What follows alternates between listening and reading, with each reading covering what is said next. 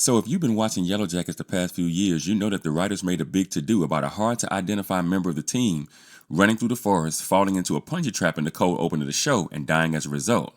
only to have her body retrieved and butchered so that the rest of the team, dressed in wolf furs and other coverings, could eat her.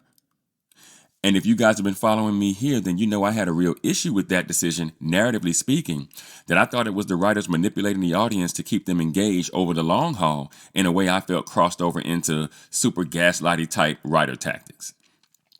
But over the course of this season, the obsession with Pit Girl grew to a level I myself never expected, and I have to admit, it's maybe the biggest reason I continue to watch the show.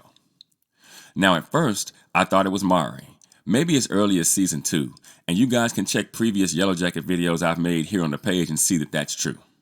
But then the writers threw us a curveball with the scientists showing up halfway through this season. And more importantly, with the appearance of Hannah, a woman with a similar look to Mari, to throw us all off the trail.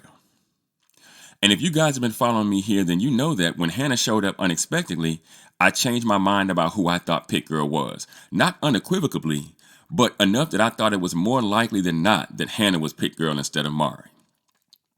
Well, now that we've gotten the season 3 finale, we know that I was right the first time, that it was Mari who met her in the punji trap in the cold open of the pilot episode a few years back.